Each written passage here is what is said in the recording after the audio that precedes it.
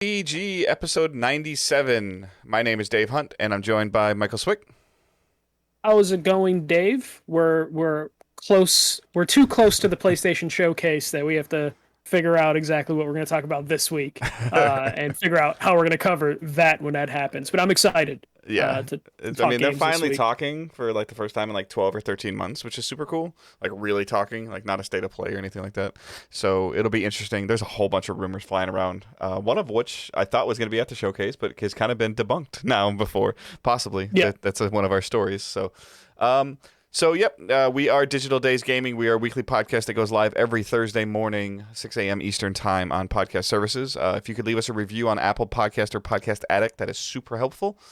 We also live stream the show at twitch.tv/Digital Days Gaming, where we are a Twitch affiliate, so you are able to sub to us. And it is September for Twitch, so it's a 20% off new subs. So if you've never subbed to us and it's something maybe you want to do once and just check it out, see if you like some of the, or just an easy way to support us, you can save 20%. So it saves you, I think, like a buck or like 80 cents or something like that. yeah. And then it's also 20% off gifted subs. So if you feel like you want to, be generous and maybe gift some subs to some people in the community, if you already are a Twitch sub to us, you get 20% off those as well. So just another good way to help support. As always, the best way to help support is leaving a review like we mentioned, as well as sharing the show. And all the other ways that you can follow us or help support us are linked in the show notes below. So we are going to jump into it, and we've got some more PlayStation news to start off with. Yeah. Not exactly the way things were planned for PlayStation, but it has a happy ending. So Horizon Forbidden West, they announced all their collector's edition. There's like several editions of Forbidden West. But the key thing that happened when they made that blog post is there was no path to upgrade from PS4 to PS5. This led to people pulling up an old Jim Ryan interview where he promised a free upgrade for Horizon Forbidden West for PS4 to PS5 users. So, to Sony's credit, they replied relatively fast. We've been seeing companies have to reply really fast because it turns out people on the internet do not forget shit. So they basically had to agree to what Jim Ryan promised, and they are now going to give a free upgrade for PS4 players to PS5. Uh, and I believe they can only do it, digital, disc to disc sort of Hmm. thing, which makes sense. Yeah. Which is how So it like, worked 10 years ago with PS3 to yeah, PS4. yeah. So if you have a disc PS4, you can't upgrade that to your digital PS5 because you need to be able to authenticate with the PS4 Hmm. disc. So that all makes sense. But they did get ahead of things this time, and they said this is the only time they're doing this. And in the future, for first-party Sony games, there will be a $10 charge to upgrade from PS4 to PS5. And they specifically called out God of War and Gran Turismo as the next first-party games that will have an upgrade option, but it's going to cost $10.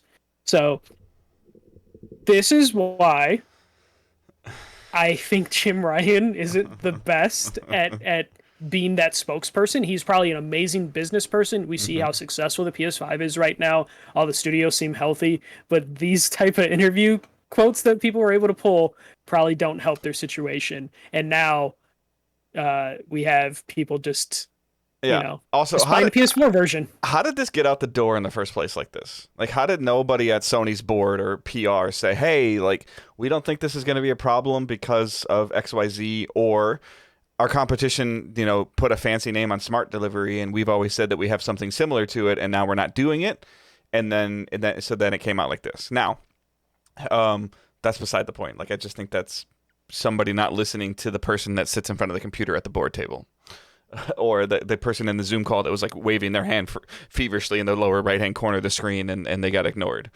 So, I think it kind of comes down to because of the strategy at PlayStation right now, hmm. where Jim Ryan and Herman Hulst just like talk to random magazines Yeah. or websites to give out their marketing. It means they don't have like a unified Yeah. like Well, it worked with thing. I didn't see as much controversy around Ghost of Tsushima director's cut because that was additional content. So I feel like Yes, that's it was kind of a how you DLC. get away with it, and get away with it in air quotes, is because there was a new area and new things to do that was not in the other game. Mhm. But I also just talking to a couple people this week as this was coming out before Sony reverted this decision. They were like, "Well, I'm not going to play it until I get a PS5." Like they were just going to wait, and that would definitely impact sales. This sequel has the potential to possibly be the best selling franchise title in PlayStation's history. With the more than Spider-Man, more than God of War, more than Last of Us, or like, I don't have any of those numbers in front of me, but there is enough accessibility, I feel like, in this franchise of it being a unique IP to Sony as well, that it could be potentially super, super great for them, but not if people are waiting to get a PS5. So Yeah, and now you have PS5 owners that are like, why am I going to pay the extra $10 right, to buy it I when don't. I could just buy it on PS4 for 60? I'd be really curious, like, if I go on my PS5 right now to buy it, do I even have the option to buy the $60 version? And I would venture to say no.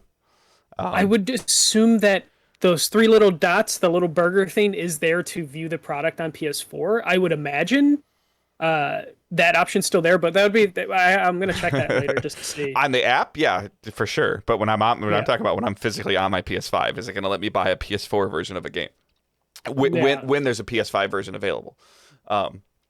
So all this is, like, for me personally, all this is doing, like, I just I was jumped into a party chat with Johnny's boy the other day, and he even mentioned, like, now Horizon has the 60 frames update. So, like, this is the best time. Like, I've always told myself, like, I'm gonna play this. I was like, oh, when the sequel gets dated. Okay, well, now the sequel's dated. And now it's 60 frames. So there's, like, no reason for me not to play this game at this point, the first Horizon.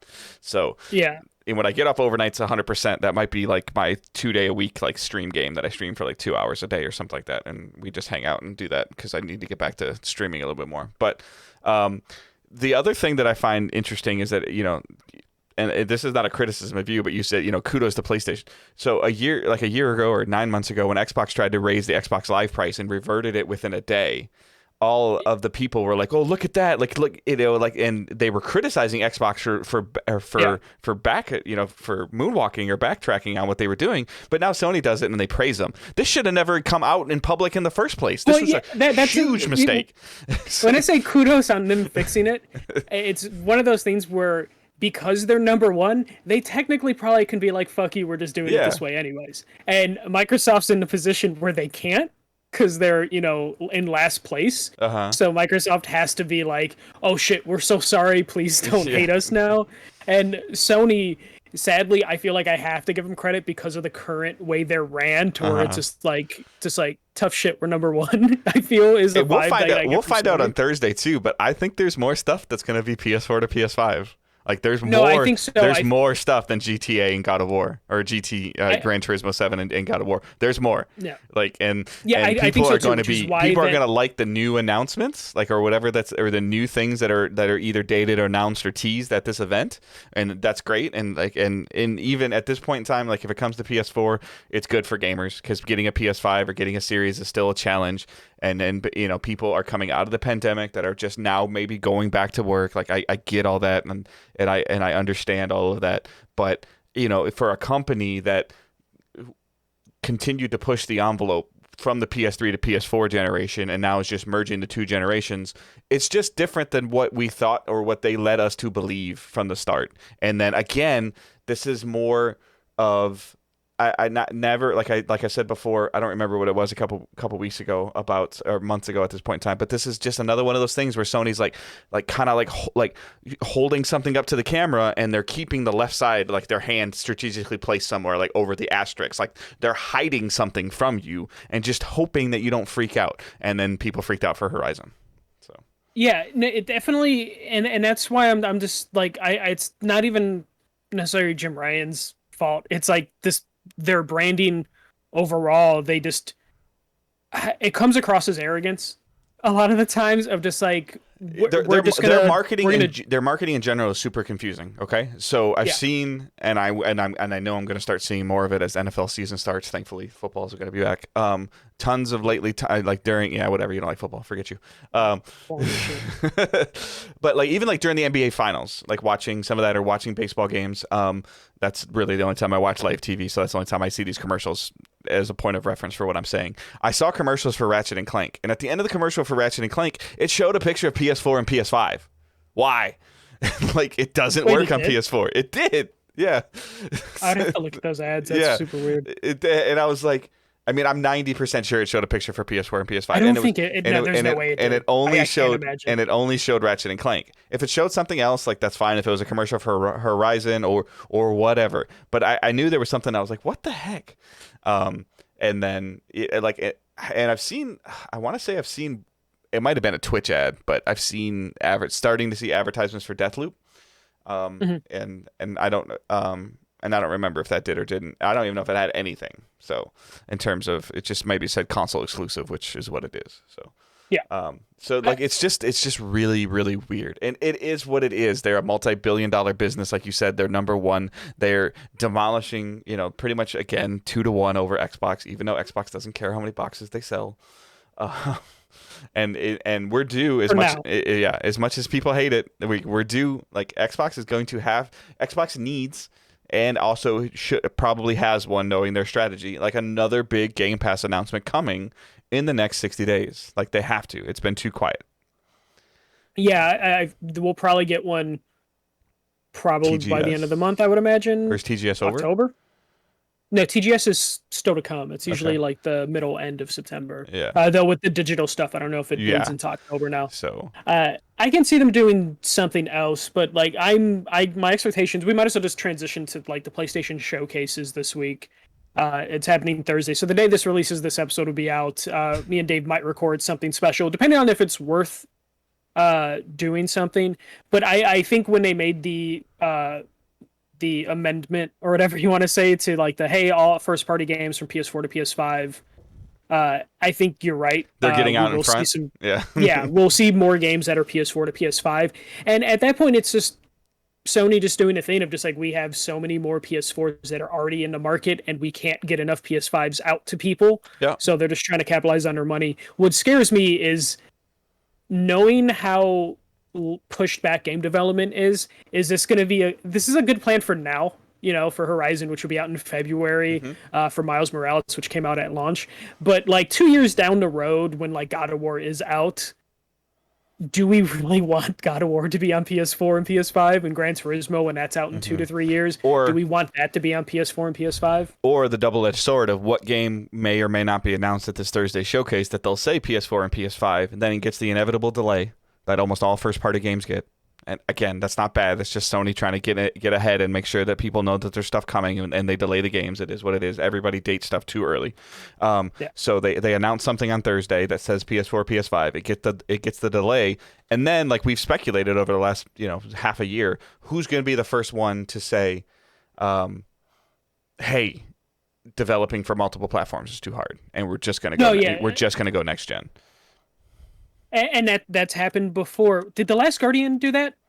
It was supposed to be PS3 supposed to be on for PS2, like several wasn't years. it? No, I'm kidding. No, it was supposed to be PS3, and then it ended up becoming a PS4 game. Well, they essentially came out and they were like, the thing about that is they were so quiet about it for so long that when they finally re-announced it, they're like, hey, this is like, the game's been in development, yes, but it stopped and it started again, and when it started again, it started on PS4 only. So yeah. We're bound to get one of those games of like, hey, we're sorry, we tried to do it and we just couldn't. And if anybody's going to do it, it's going to be Sony. Going to be like, hey, you know what? Like, and it'll be, I don't even know what the number is. It'll be when it's 18 million PS5s out there, where they feel like even at a 30% attachment rate, we're happy with this number. And that's when it's going to be. So yeah, but I'm excited for the PlayStation Showcase on Thursday because I kind of don't know what to expect from it. Like, we'll get more Horizon gameplay, even though I think we don't need Horizon gameplay. We'll see Kenna again just before it comes out, and we'll probably get an actual God of War something. Yeah, there'll be a trailer. There'll be a trailer. Yeah, so we'll get a God of War trailer. We'll get a deeper dive into something like a new toy that Aloy has in Horizon. A new gadget, I would assume. As well, probably get Ghostwire. Yep. What do you think about all the heavy rumors that I'm seeing online about Infamous?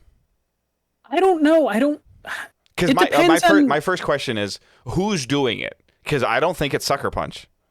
No, I think that would end up being like a Blue Point thing, but that doesn't. Did they announce the Blue Point purchase acquisition and say this is what they're doing? I think we find out what Blue Point's doing. I don't know if you announce in the middle of this, like, hey, we acquired them, In the I thing. see. I think you do the Blue Point logo at the beginning. If Blue Point is working on Infamous or any other marquee IP, you do the Blue Point logo at the beginning. You do the trailer for whatever that game is, and then at the end of it, you say now a PlayStation Studio at the end of the trailer.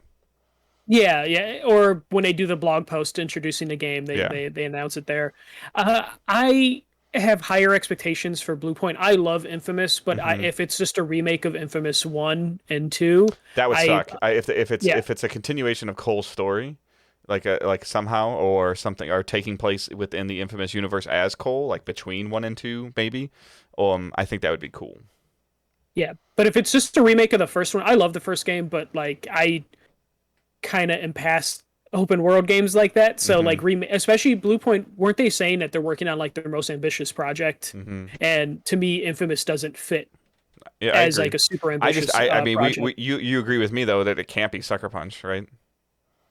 I don't know. It could be. I don't think they had the full team working on the Ghost DLC. Then I guess if it is Sucker Punch, it's a remake or it's a remaster. It's not a new story. Yeah, well, Sucker Punch I feel like is the only one that can touch it and continue the story, as opposed to if it's just a remake, then you do give it to a Blue Point. If it's just like, hey, we're just remaking this game. I guess then, or this is a Miles Morales style. Yeah, which we've seen with First Light, I think was that like standalone Infamous game on the PS4. That is what I would imagine we would see Infamous is like, if it's Sucker Punch, it's like a new game. If it's a remaster, it's another studio. And then there's Insomniac's tweeting about Resistance again. It's a 10-year anniversary, so it just passed. Yeah. So I'm actually replaying Infamous Resistance 1 right now. There would need to be a lot of work. That I feel like would be a more ambitious project.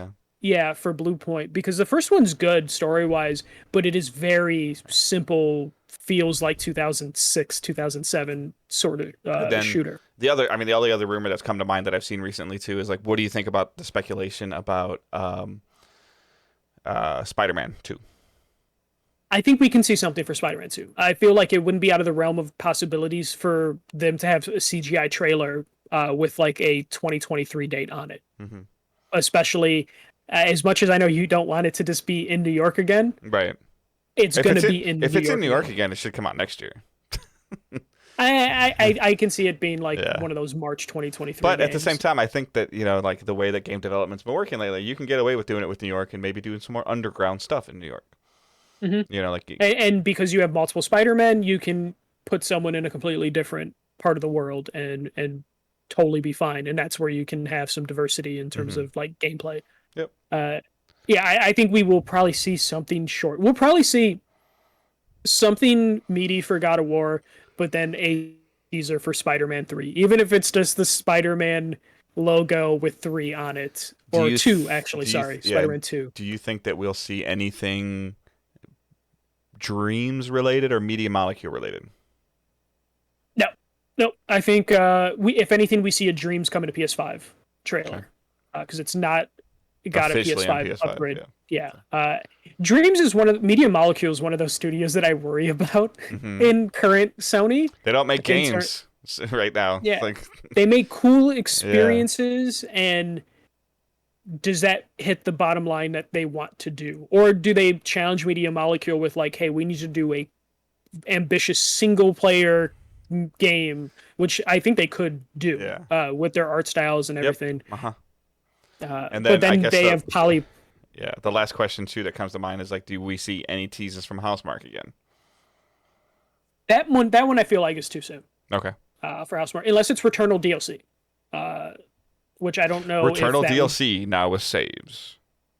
Something like here's how we end the year with Returnal. Yeah. With like big patches, Returnal 2.0 sort of thing. I can see that. Okay. And then just whatever surprises they might have, based on last week's news story of Naughty Dog hiring a bunch of multiplayer people. I don't think we see the Naughty Dog thing unless we see The Last of Us getting an official PS5 release, which I could see for The Last of Us Part 2. But see, the thing that concerns me about everything that we just talked about is that as much as I would love to see everything we talked about, there's nothing new. Mm-hmm. And that new. is So and that is the current state yeah, of gaming right now, yep, where everyone's kind of they have to hold out for a little bit for more consoles to sell and for developers to like be in offices again. yep. Uh, And then I guess something that I thought we would see announced at this event, possibly with a partnership. But do you want to take this next story? yeah, Alan Wake Remastered.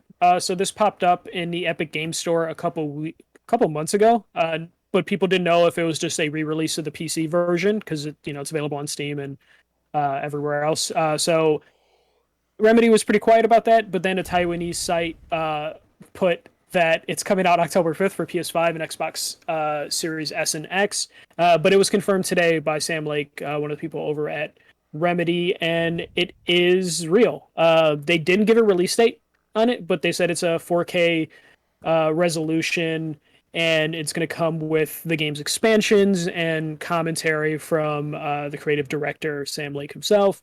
Again, no release date was given for it, which means there's still a chance we might see this at the PlayStation Showcase with a release date. Because the release date the Taiwanese site was putting was October 5th, which is super close, which is totally doable for something like this, especially with PS5 and Series X being pretty damn close to PCs. They can, relatively quickly, depending on how long they've been working on this, get this over to the new consoles. Mm-hmm.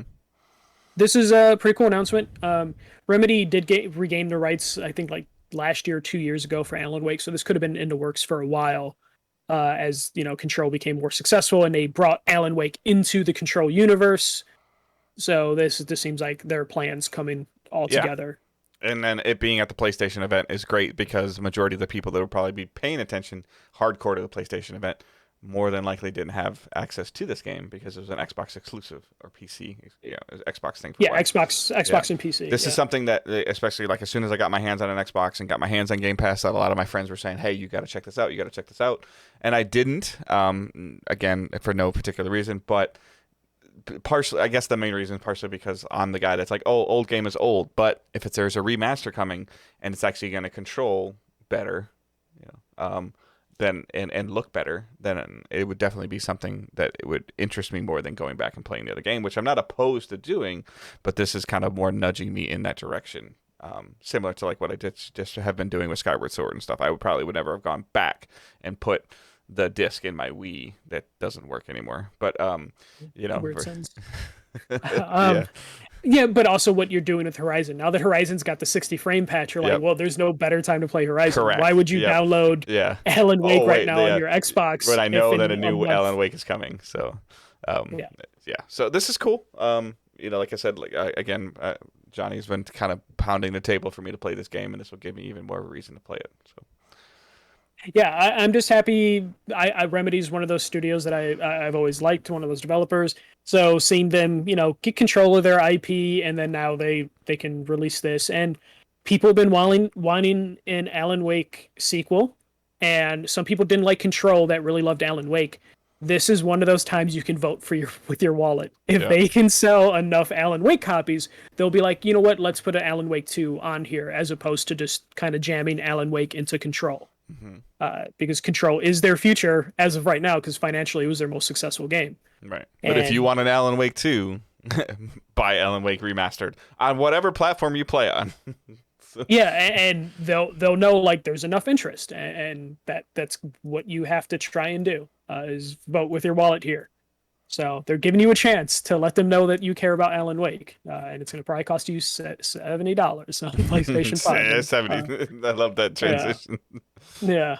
All right. The last bit is a little bit of rumor, but enough websites have confirmed it, though with Nintendo stuff that sometimes doesn't mean shit, because Nintendo does what Nintendo wants to do. Yeah. So Nintendo is apparently adding Game Boy and Game Boy Color games to the Switch Online service. So currently, right now, we have I think it's 80 NES games and like 50 Super NES games on Nintendo Switch Online. And it looks like Nintendo Life and Eurogamer were able to separately got canceled off. Separately? That's awesome. Yeah. That's a me word. Yeah. Sorry. I'm like reading as I'm doing this. But they were both able to confirm this through different sources that it is happening, and it also happens to coincide with the 3rd-year anniversary for the Switch Online service. So every year it's been around, they've added another platform. Some people data mined some files on the Switch and were able to find stuff that does point to Game Boy, Game Boy Color, and Game Boy Advance games coming, though both Nintendo Life and Eurogamer were able to only confirm Game Boy and Game Boy Color, which I like are being considered two different platforms when they very much don't feel like two different platforms. But this is pretty cool. I've been wanting them to get closer and closer to adding all of this legacy stuff to their service. It's all part of it. So like this is like not them trying to. Unsurprisingly, it's not Nintendo trying to nickel and dime us. It's just it'll just become part of the Switch Online $20 whatever $30 a year thing that it costs. And it seems to work. I mean, Owen messes with it a little bit. The GBA or the Game Boy stuff is intriguing to me as a dad of Owen, because they're easier to play. So for him, it's something that he could definitely mess with. But at the same time, he's been playing a ton of mobile games on his phone lately, downloading just crap and then deleting it and downloading and deleting and downloading, and that's what he's been doing. To where if I put a Game Boy Advance game in front of him, he'll probably be like, "What is this?" Yeah. Well, and that's one thing I hope people keep in check, especially if it is only going to be Game Boy and Game Boy Colors at first. And yeah, it's I don't know Game why Boy I said Advance. Game Boy. Yeah, I'm sorry. So. No, well, because Game Boy Advance is rumored to be part of this, but it hasn't been confirmed by those sites. There's not a ton of great games on the Game Boy Color and Game Boy that they're going to be able to pull from, because there was a lot of third-party stuff. Like, you got a lot of shovelware and a lot of third-party stuff that is tied to IPs that either don't exist anymore or it's too hard to track who owns it. So we're not. There's not a lot of Donkey Kong, Mario on the Game Boys. Yeah, you do have some Legend of Zelda DX like remakes of the NES and SNES. They're crap. And then of course you have. Well, because those have also been remastered. Like there's a Metroid game that's on the Game Boy Color, but they remade that for the GBA and like the GameCube. Yep. So then also there's several Pokemon games. You know, you have Pokemon like Yellow, Red. We have Gold and Silver that have also been just remastered. So it's going to be interesting to see what Nintendo wants to put out on there. I think they're going to have to put some Pokemon games on there, or there's going to be no point, because when you think of the Game Boy, you think of Pokemon, so they can't just skip. I mean, honestly, like the Pokemon and Tetris is the first thing that comes to mind. So yeah, and that Tetris, I don't know who has the rights to that. Right. Like, Nintendo published it, but if you've ever looked at like the history of Tetris, it is a very complicated history. And they have smaller stuff too, like the Wario games are on there. There's some interesting stuff, but like if you Google Game Boy Color games and then you use that top tier that Google has to like sort through them, it's a lot of third-party stuff, which realistically they're not going to get the rights to, or they're too mature. Like they're not going to get Grand Theft Auto on that service. And not for free. Not for free. But this at least opens the door for them to just get further along in there. And I have a feeling we will eventually get to N64 and GameCube, but I think they're going to save that for the next Switch, for Switch 2.0. And then charge more for the online. And rightfully so, they need to charge more for the online, as long as it also adds a actual online system, like with voice chat and stuff, or some partnership with like Discord, which I'll talk about a little later. I really think they're holding on to those features for Switch 2.0 because I have a feeling the Switch 2, or whatever you want to call it, it's not going to have that many impressive hardware features, and they're going to have to hit the software really hard. And that's software and quality of life. Yeah. Quality of life with battery and grip and like the Joy-Cons not drifting, like stuff like that. Like they're going to have to talk about all of that in terms of something that sold so well to like you said, there's not going to be the software to immediately to back it up of saying, hey, essentially, you remember like this and this and this that annoyed you about your current Switch? Well, here's the new one, and it has this, this, and this is why you want it. Yeah. They're not going to hit us with the new Switch 2.0 or whatever and being like 4K, 120 frames. They're going to be like, hey, we can consistently hit 60. Right. And hopefully there'll be some sort of backwards compatibility thing, especially as I buy more physical Switch games. I hope for some backwards compatibility. But I think they're going to hold on to that GameCube N64 Switch Online services stuff for the next Switch, and kind of just lie to people and be like, we couldn't do that with the current hardware, even though any Raspberry Pi can run those games.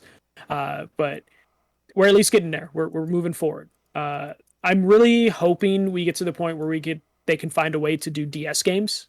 I think they could do some really cool things, even if the only way to play a DS game is to put the Switch.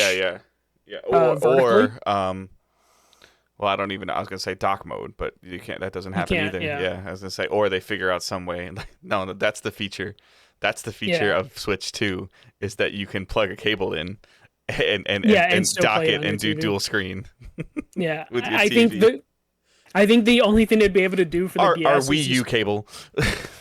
Yeah, the Game Boy adapter cable you'd plug into the GameCube. No, you got to infrared them next to each other, like lay them next to each other, so they. No, so you need the GameCube tap for the controllers. Plug that into your Switch, and then you have a special adapter to plug into. No, you're using the wrong word. You can't use cable. You have to use Amiibo dock. No, they're gonna hire Kojima, and it's gonna be transferring. They're gonna be like, we're gonna. No, I'm talking about you'll have to buy a special Amiibo that has ports in it that you have to plug it into. I would buy an Amiibo if it's just an Amiibo of a DS. Like it's just I'm making fun of it, but I bought that Zelda Amiibo and I haven't taken it out of the. I haven't even taken it out of the bag. And you're telling me if they come out with an Amiibo that's just a GameCube and they're like, hey, this Amiibo GameCube has our emulator on it, you wouldn't buy that? I would. Like the next, like a remastered Zelda game, and we're embracing the digital marketplace by not releasing this game on disc, but you can buy this Amiibo and then you can NFC it and download it to your Switch. Yeah, and each Amiibo just has one game, so it's just like. Stop it! We're gonna give them too many. This GameCube Amiibo, get the orange GameCube Amiibo, and that has one Zelda game, and you get. Nintendo, you want a new Smash Brother character? $29.99 on the Amiibo. Yeah, Nintendo, do that shit. You'll make so much money. People will bitch about it, but then they will buy it and they will scalp it and buy it from scalpers. Just do that. It'll be fucking great. But honestly, I would buy an Amiibo. I would buy at least one Amiibo N64 just to be like, this is fucking stupid, and then put it on a shelf and be like, I'm fucking stupid. That's it for news, Dave. Oh my gosh. All right. What we're planning on watching. So I went and I think I'm going to say this wrong, and I have told myself I needed to practice. Shang-Chi. Yes. Okay, so I saw that. Did you see it? No, I am going to wait the 45 days until it's on Disney Plus. So for the record, it was kind of one of those things coming off of overnights on a Thursday night into Friday morning that I was trying to stay awake for a little bit to try to reset the schedule because I knew I was going to have some more time because I don't go back to work until Tuesday evening. So I actually had like 5 days off in a row or something. Just enough time to jack with my schedule. But so I kind of like mentioned it to Angela at like 10 o'clock in the morning. I'm like, hey, do you want to see like if your parents will watch Owen? Because now we have to figure that out because Jonathan and Zoe are gone. So I don't have like permanent at home babysitters. So she's like, yeah, maybe. So, and then I fell asleep. And then the next thing I know, she comes home. She's like, okay, I bought tickets and Owen's going over here. And I'm like, okay. I'm like half awake. So we went to it on technically opening day. And there was like 15 people in the movie theater. Yeah. So like I wasn't uncomfortable feeling at all. We went at like 4 o'clock too. So I was like, it was, but then I see like it's doing fantastic numbers. And the movie was great. Like I thought it was fantastic. For a Marvel character that I had never heard of. Yeah. and again, I'm not a huge comic book guy, so I had never heard of. They did a fantastic job telling an origin story.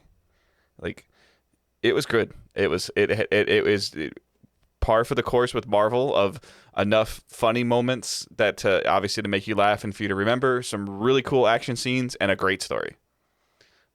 Yeah, I want to see it. It's just I got kind of accustomed to not going to theaters because I don't like theaters in general. So I was just like, I'll just wait for this one. I don't know what I'm gonna do when Eternals comes out because that's gonna be another 45-day wait. And I saw a trailer for that, and that looks amazing.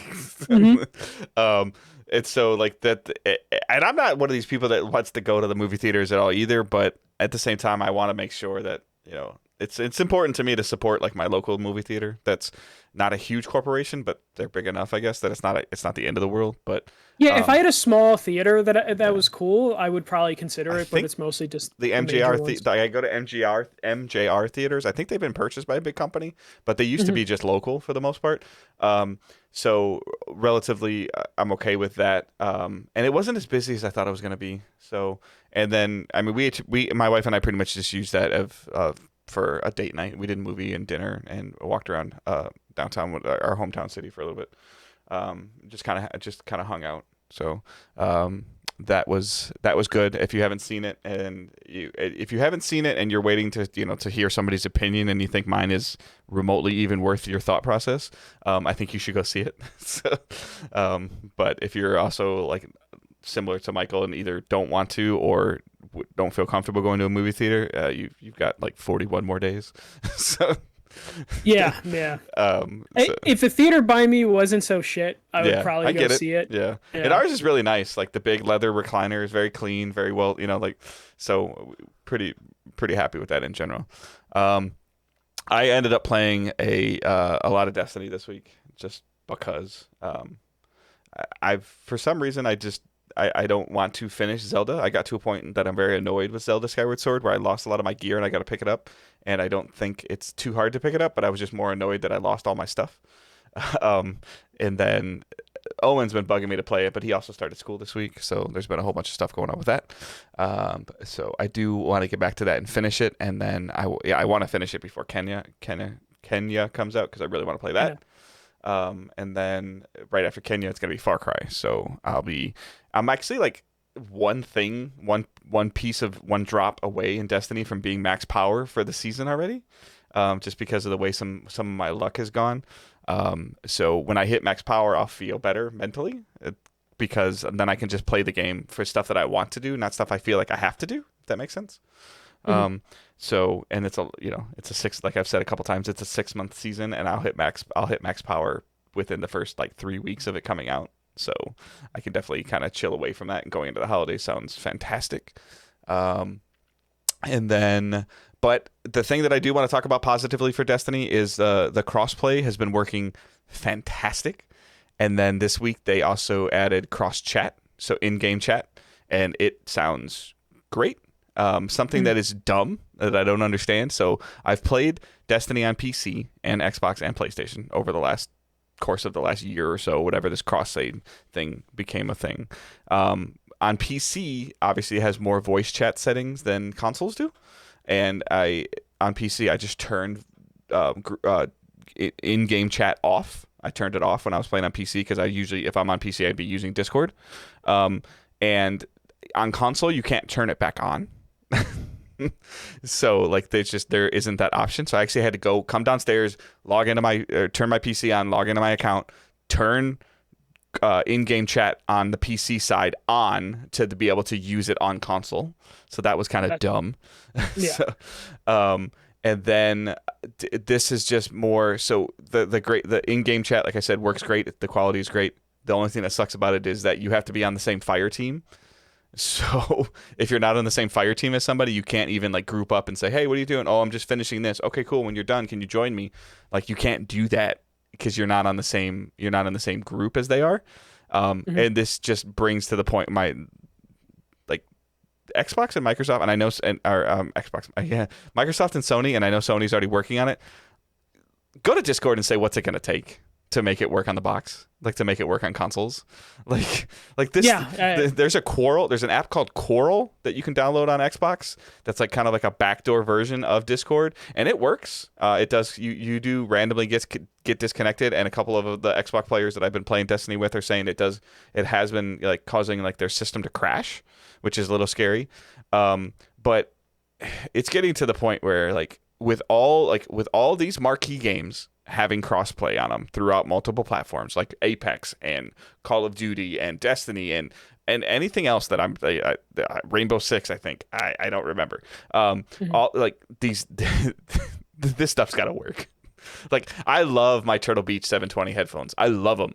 But I can't consistently get them to connect the Bluetooth and the game at the same damn time. And that's the most frustrating thing with those headphones, and I don't understand it. Yeah. Like, I don't get it. It's not a complicated thing, but then it's two separate channels. Like, can't I just, like, double-click something and it just works? Like, yeah, and then sometimes it's just like, oh, we're connected to your phone. Okay, I can't hear Discord through my phone. It's like, okay, can I unpair it? There was plenty of times where I could hear Discord, but I couldn't hear the game. I could hear the game, but I couldn't hear Discord, and I could never get them both to work at the same time. And those headphones are fantastic. Full disclosure is I haven't tried it because I have the exact same headphones on Xbox that I do on PlayStation, thanks to Turtle Beach. I have not tried the Xbox headphones connecting to an Xbox and connecting to the Discord channel because the Xbox headphones don't use the dongle. Mm-hmm. The PlayStation ones do. And the other thing, while I'm talking about this, that I thought was kind of annoying is that, so I didn't know this, Turtle Beach has firmware for their headphones. Yes. And in order for you to update the firmware, you have to plug it into a PC, which is fine. Mm-hmm. You have to plug the dongle into the PC as well. Yeah, and it took a long time. And then, so when I had the problem, so I ended up having to return a pair and then get another pair, and I seemed to be working out better. Okay. Because with the first pair, it just kept getting worse and worse. Yeah. Like, it went from maybe once every couple days I'd have an issue to no, every day I'd had an issue, and then I returned it, got a replacement. However, when it works, the quality of them sounds fantastic. So when it works, it sounds fantastic. It just needs to work better. I think what the problem is they want you to use their app as the interface for your Yes. It connects to Bluetooth through your phone, but you can't use it unless you load up the app. Yep. And I think that's the problem, is they're trying to tunnel you into an app. But the app is terrible. Extra layer. The app is shit. I don't even know what half the things do in the app. So that's the most frustrating thing. I'm just what the what is as I've talked about before, all of that set aside, in terms for 100, and I didn't mean for this to be like a little mini headphone review, but in terms of a console gaming headset that you want for $140, I think I've even seen them $120 or $100 recently. Yeah. That's the go-to, I think. In terms of value and bang for the buck and versatility, the Turtle Beach Gen 2s, I think are great. It's just consistency. Yeah. It's just consistency. But no, if you're only using them on a console, I think you're fine. Yeah, it's just when you want to I want to use Discord on my phone. Then it's just okay, all right, let's do this. Let's see if this works right now. Turn it off, turn it on, turn it off, turn it on. Oh, it worked. Okay, because there's two people that I play Destiny with regularly that bought those headphones, and I know that they bought them because they would hear me talk to them in PSN party chat, and they would Randy has them and Willie has them, and the Randy's like, I don't understand this, So he's when Sarah is using it, she'll be like, "Can I give you a test call? Because I don't feel like." Now, Angela offered that the other day too. Yeah, she's like, "Can I give you a test call?" It's for Final Fantasy, right? Yeah. Yep. Final Fantasy on PS5 and Discord with my friends. So and then it just has to stop. Somebody has to fix this. Please, can we just get an app? I understand that there might be partnerships and maybe give PlayStation users better features or give them Nitro. I don't know, but it's just come on, please work. Get the apps. We're getting closer. Consoles. We're getting closer. Yeah. So. Yeah. But yeah, that's been it for playing and watching for me this week. Like I said, hopefully this is the last week of overnight so I can get on a regular schedule again to start messing with some other games. But it's just random. I'll wake up at 2:00 in the afternoon after working overnight, or I'll wake up at 6:00 and because I'm tired, and then I just don't want to do anything, and I fell asleep. Playing Destiny the other day. I did a Johnny as a boy, not with anybody in my group, but everybody had dispatched off, and I was going to do something solo, and I wake up 3 hours later with my headphones on and the controller in my hand still. So it was pretty bad, and I just hope to be on daytimes. By the next time we record, I hope to be on daytimes. Hopefully. All right, what you got? So I'm still playing Psychonauts 2, just kind of taking my time with it. I understand it's a 12 to 15 hour game, so I've only played a couple more hours. still enjoying that. The writing's still holding up so far. But that's going to be one of those slow burn games. Work has been kind of crazy, which has kind of been the theme for me and Dave this summer. So my game time has been kind of slowed down. I haven't really even been able to play Final Fantasy 14 as much. Like I hit level 37, did whatever dungeon was available at level 35. So I'm slowly going through that, but I've been taking a couple days off from even Final Fantasy 14. Much to the dismay of Sarah and my friends who are constantly just like, "Hey, did you open the other dungeon?" Like, nope, I have not. And then a game I talked about last week, Rocket Rumble, which is that it's like a single screen 4-person racing game with a little bit of combat mixed in. Played that a little bit more. That game does get significantly better when you do have like the full 4 players going or close to the full 4 players going, as opposed to just one-on-one. Because I was able to get more time with it, I was able to see some of the other maps.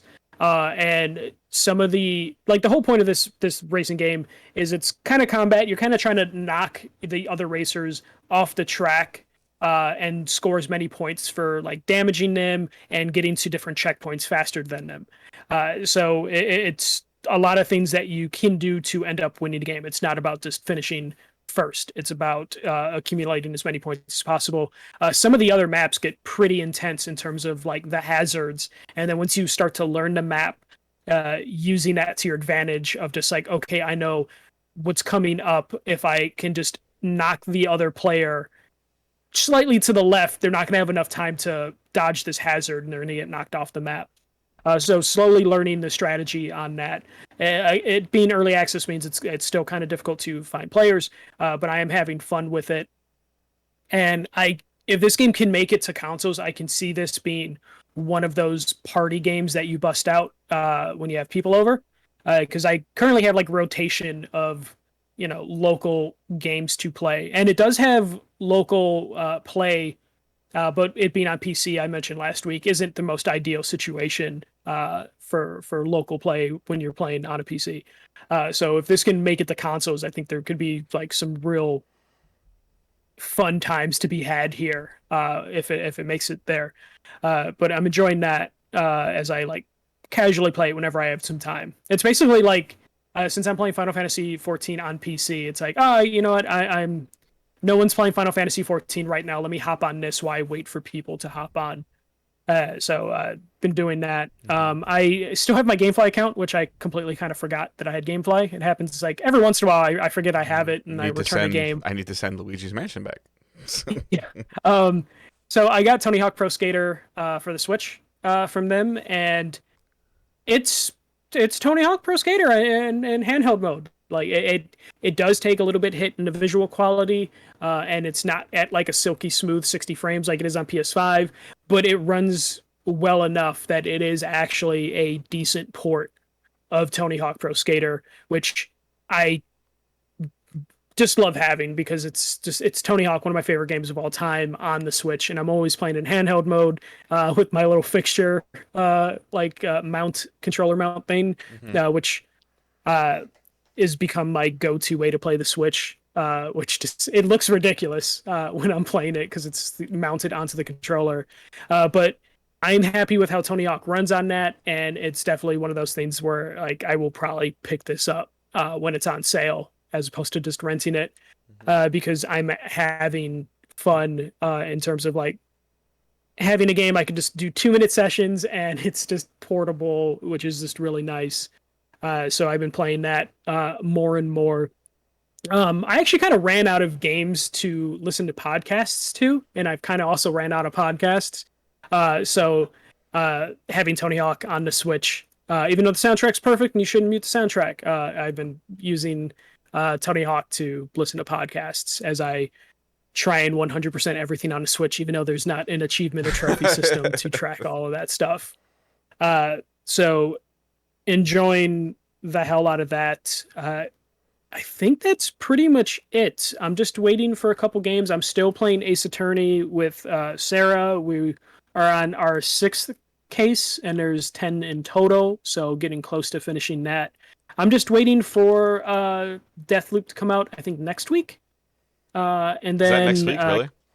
I think so. I think that is next week, because reviews have already gone out, or at least people said they played and finished the game. So Deathloop is coming out. When is that coming out? Oh no, sorry. I Probably knew a bad time I to knew there was me to look. impressions. I think there was some people that had some early or early impressions because I know like Paris got to play it. Um, Yeah, but I I saw haven't seen people. any formal review scores hit yet.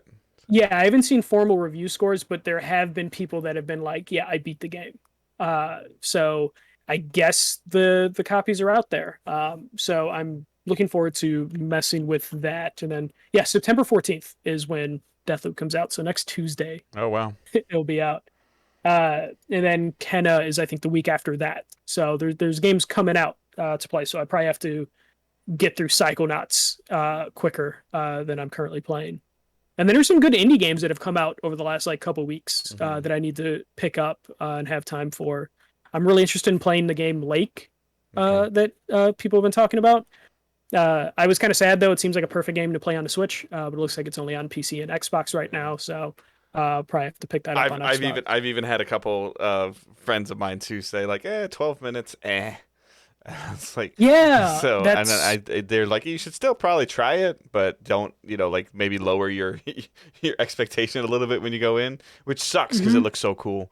But obviously, Yeah, I need to make my own impressions on that. But at the same time, I want to play that game when I'm like alert and aware, like when I know what day of the week it is. Not I get a text from you or I text you like, oh crap, we're supposed to record tomorrow. yeah. Like I probably saw too many people say like 12 minutes really wasn't worth it. And that was just like, okay, it's at the bottom of my list. And we talked a little last week because it's on Game Pass. I'm Hmm. like, I don't really have a rush until they do the 2 week Yeah, notice which that is it's crazy. leaving. It's exactly what Microsoft wants is that I want to keep Game Pass for what's there and for the potential of what can be there, but I'm definitely not turning it on every other day, you know? Yeah. So, So I probably won't play 12 minutes until I quit my job and have some time to spare, oh, or wait till they give that 2 week notice that it's going away, and then I'll yeah. be like, I'll play 12 minutes now. Yeah. Uh, so that's it for playing and watching. Because there's Well, hey, nothing big that I let me ask you watched. this just based on that little conversation we had. So, would you have just purchased Psychonauts 2 outright though? Not until I finished Psychonauts 1, which I still haven't. Okay. I just immediately jumped to Psychonauts 2. Okay. But it probably would have been a while before I picked it up. Okay. Yeah. Cool. Just wondering because And you just talked about play. That's a game that's on Game Pass, obviously. So. yeah, no, because I haven't finished Psychonauts 1, I would feel obligated to finish that before I started Psychonauts 2, but because it was just available and I heard it had a really good introduction like video, I was just like, I'm just gonna download it right now. Mm-hmm. Yeah. All right. So questions and comments. Questions you can send to us using hashtag AskDigitalDays like Ali did. I wanted to know if after playing games at 60 frames per second, do you guys ever struggle to go back to playing at 30 frames? I recently tried to go back to and complete Horizon. Ironic. After 20 minutes, I had to turn it off because it made me feel nauseous. Wondered if anyone else had this experience. Well, like we just talked about, Ali, it's got a 60 frames thing. So, this question came up. I'm trying to remember. Oh no! So like similar to this, my wife and I were just talking about this week because I'll poke and have fun a little bit and be like, oh, like the Halo Xbox Series X, because there's a little part of me that regrets getting an S instead of an X, Mhm. but at the time financially it was the smart answer. And then she legitimately asked me, she's like, okay, so you play Destiny? She uses Destiny as a reference all the time because she can do this. She's like, you play Destiny on your PS5 and you play it on your Series S. Do you see a graphical visual difference? And I'm like, no. She's like, okay, what do you need an X for then? And I can't really give her an answer. um, Yeah. so, um, if I was playing the same game and I went back and forth, um, then I think I could see it. If because actually, as a great example, like I don't know if I would assume Skyward Sword is probably 30 frames a second since it's a Nintendo game. Yeah. Yeah. So there is a point where I'm playing, like when I first start playing it, that I feel like I have I guess the best term would be to use is like I have a little bit of eye strain. but then it usually goes away after about 15 or 20 minutes. And then I can, like, once I get comfortable playing, and so once I'm comfortable playing Zelda, and it doesn't take me 20 or 30 minutes every time, it's just that's what it is. I think if I immediately went from playing Destiny or playing a 60 frame or a higher frame per second game and then immediately loaded up Skyward Sword right afterwards, it would hurt a little bit.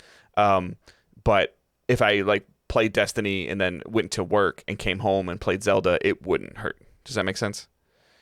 Yeah, no, that definitely makes sense. I think for me, as long as I don't see that game running at 60 frames per second, I can play it at 30. Yeah.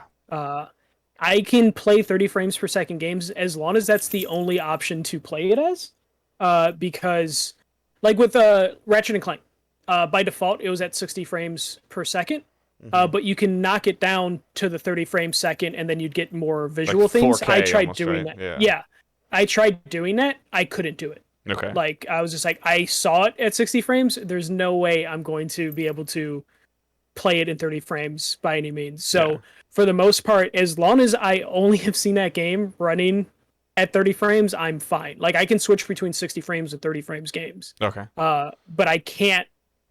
Can you do it like immediately? Like, could you go from playing Overwatch to playing a 30 frame per second? Like, stop playing and then like, I don't know, like Ace Attorney. I'm assuming Ace Attorney probably is running at 30 frames, right? It's not that sort of game, but yeah. I see your point. Yeah. Well, it's like The Witcher 3 was 30 frames.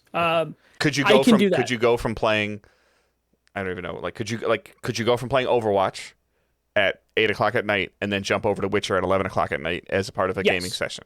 Okay. Yeah, but if I was playing 60 frames Overwatch and then played 30 frames Resistance, I would probably have an issue because those are both first-person shooters. Okay. So I can see some issues being like that, but I can switch genres and switch frames and be fine. So I think, Ali, like, in order to answer your question, I think that the answer is yes, but because I think maybe after the 20-minute, like, if I were you, I would have maybe tried to power through past that 20-minute mark and see if you would have adjusted a little bit better. It might have taken some time. Obviously, I don't know how you were feeling at that point in time. But now Horizon has a 60 frame per second update, so you can go back and finish it. We'll play together. So you tell me where you are, tweet at me where you are, and I'll try to catch up.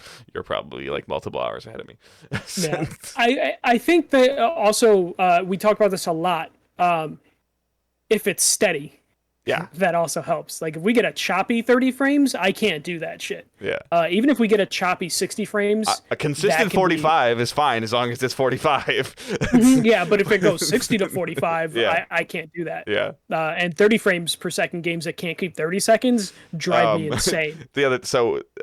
The other negative about Destiny with the crossplay is Wyatt. Some of you guys know who Wyatt is. If you've been on the streams, you've heard him, Cordy, any of my Destiny streams. He would prefer to play on PC. Obviously, he's got a better PC than he does PS4. However, the licensing for Destiny is jacked a little bit to where there's certain things that he only owns on the PlayStation he doesn't own on PC. So he can't do any new content beyond light content on a PC. He has to do it on PlayStation. So when he has to switch, the noise that he makes when he realizes that we're going to do something that he has to be on PlayStation for, which he wants to do because he wants to get the drops and everything from it, but he's just like, ugh. And then he loads it, then he loads it up, and he's like, because he's playing PS4, he's like, so he doesn't have a field of view adjustment. He doesn't have, I don't think he has 60 frames. Like, he's like, this frame rate is awful, and he's playing the same game within minutes. Like, and he's going he's going from 100 frames to 30. I wouldn't be able to do that either. he's love you, Wyatt, but he's all right. So Kyle sends in a question. Hey guys, do you think 2022 will be the best year for video games since 2013?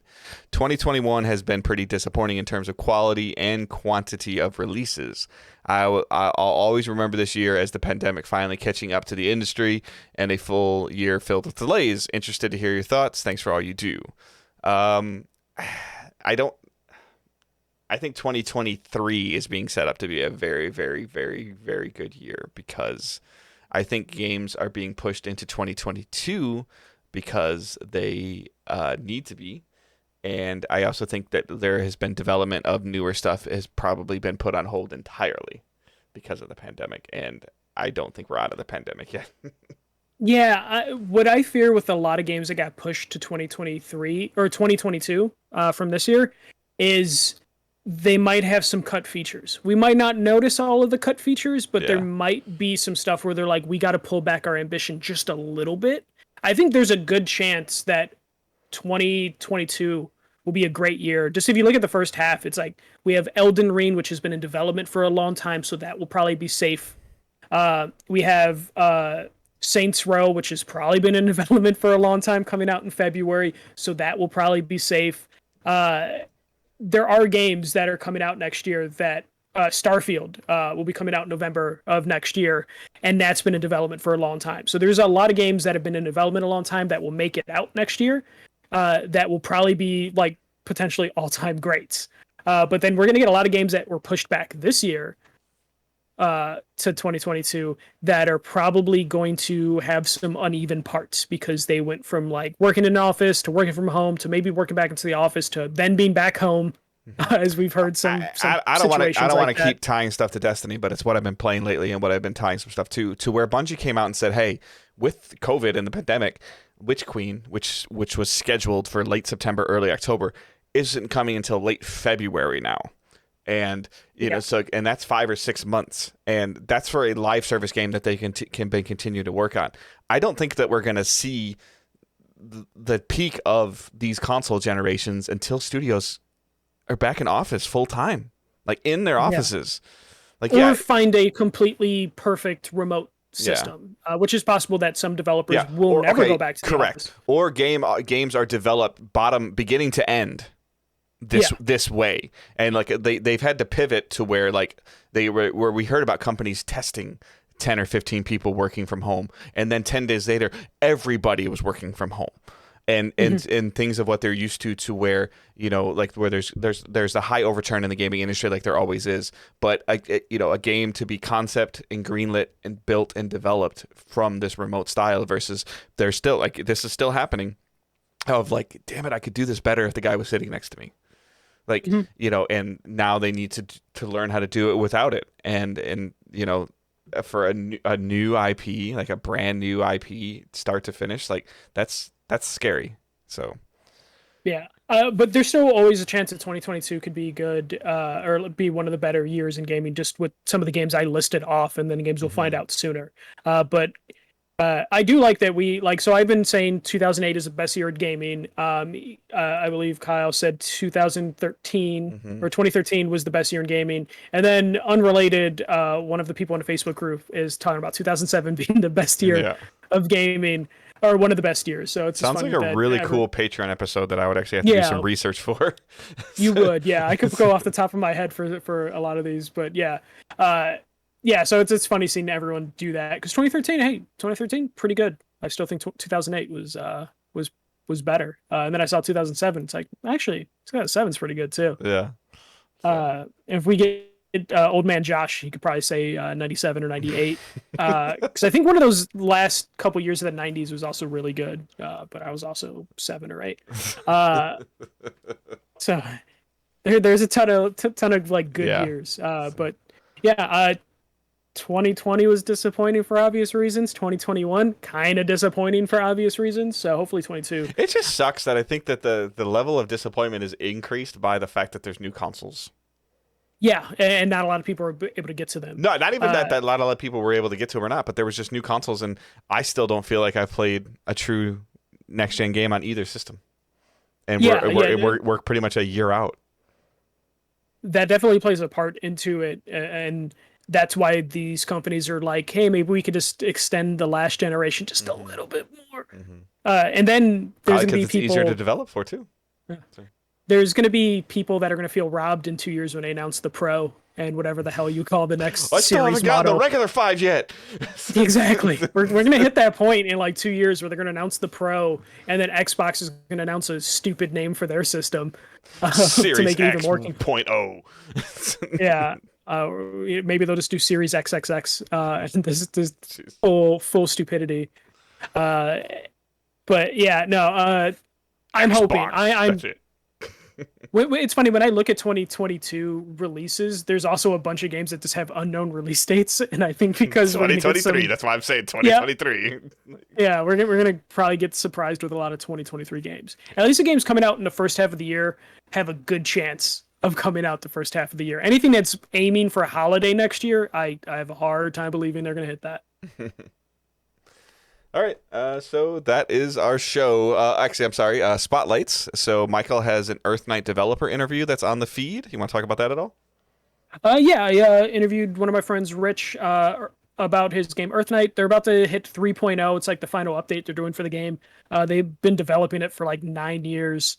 So I figured I'd just have him on, talk for like 20, 30 minutes just about all the crazy changes happening in the independent scene, why they were developing that game, and just how the game and the studio has evolved over time.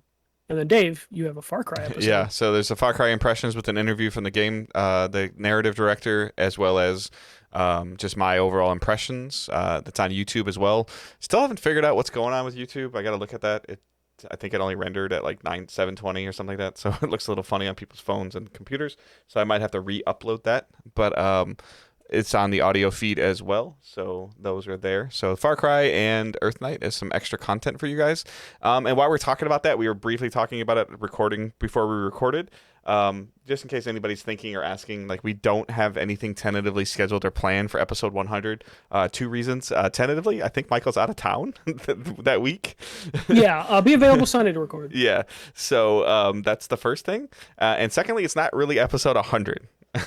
That was like... It'll be 116, yeah, I believe. We've released 116 pieces of content by the time episode 100 comes out, as well as just other random things that we've been doing. And we also don't really think it's that big of a deal that we've done, a little under 2 years consecutive. It's just kind of what the expectations that we set for ourselves. So yeah, don't expect anything like super crazy for episode 100, other than me struggling through the intro, because I'll have to say a 3-digit number instead of a 2-digit number. Mm-hmm. So yeah, just expect a normal episode that week, and if anything else happens, cool. But I'm gonna go with it's our Midwestern humbleness that's keeping us from patting ourselves on the back for showing up every week to record a podcast. And it also doesn't really feel like 100 between Michael and myself, obviously, because of our prior stuff. So but those are multiple reasons, as well as just it's just not what we want to do. It's about you guys, not about us. So congratulations to you listening to us for 100 plus times. That's like a survival trophy that you somehow were able to do it. Yeah, we'll send you a participation trophy in the mail. No, we won't. Yeah. All right. That's actually just earplugs. Jeez. All right. So that is our show. You can follow us on social media. The main account for Twitter is @DigitalDaysPod. Michael's is @TheFirstMJC. Mine is @GoodDaveHunt. Facebook group, Discord server, Patreon is all listed in the show notes. So if there's not anything else, I hope everyone has a great week. Keep moving forward. Don't be a dick.